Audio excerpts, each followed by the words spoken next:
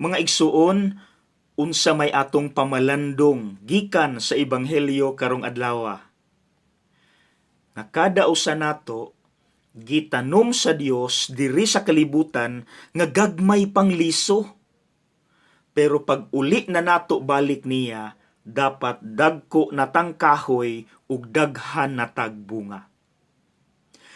Unsa may pasabot ana nga dapat sa atong pag-uli balik sa Dios, daghan tang nahimo nga mga maayo, buutan ta, ug tungod sa atong kamaayo, daghang mga tawo pod ang atong nadani, na-inspire, napaduol balik sa Dios, napabag-o tungod nato kay buutan ta. Unsa may atong ebidensya ana sa ebanghelyo karon? Akong basahon ha.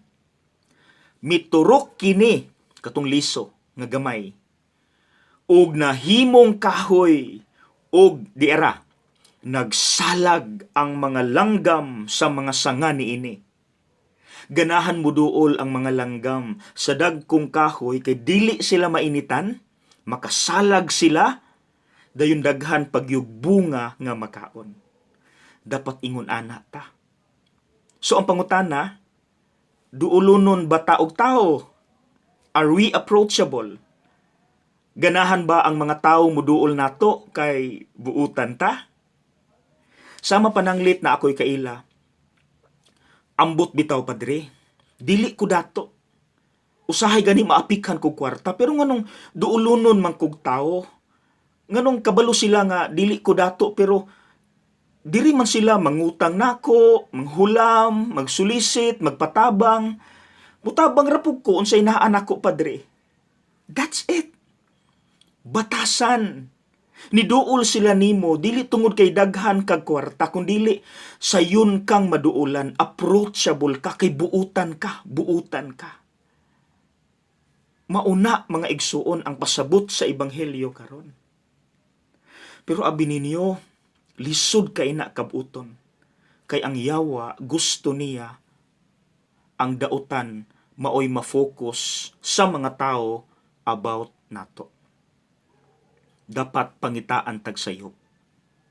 Maunang kinsa ninyo naka-experience diha, makadungog na lang tagkalit nga kining tawhana imo untang amigo, dili na ganahan mo duol nimo kay ang focus niya ang imuhang nahimo nga sayop.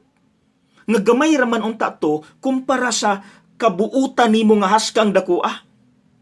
Maunay lihok sa Yawa. Aron dili na sila ganahan mo duol nimo kay mabayas na sila nimo, di na sila ma-inspire nimo. Be careful. Mao nang mga isuon, pasagdi ang Yawa nga mulihok sa iyang trabaho. Ang gikinahanglan sa Dios, liso ra sa mustasa kagamya. Bahalag unsa na kagamay, basta kung maghimo kag maayo, butangi lang gyud og sincero kinasingkasing nga intensyon. Ug sa mata sa Dios, dako na kay nang kahoy ug malangit gihapon ta. Kung naay nangayo nimong tabang, pero pag tan-aw nimo, mao na lang ni imong kwarta, gamay ra, pero imong gitabang, kinasingkasing. Wala na'y naimo para lang siya makakaon. Gamay ra na. Liso ra na sa mustasa. Pero kay kinasingkasing nimong gibuhat. Sa mata sa Dios, dako na kay na nga kahoy, daghan na kay nagbunga, ug malangit gihapon ta. Praise the Lord. Salamat Lord. Kana lang. Liso sa mustasa. Love, mercy, care, unsa pa ng mga maayo, buhatan na. Balag unsa kagamay. Basta kinasingkasing. Sa mata sa Dios, haska ng dakua sa imong nahimo, ug dalon kaniya sa langit. Okay? God bless!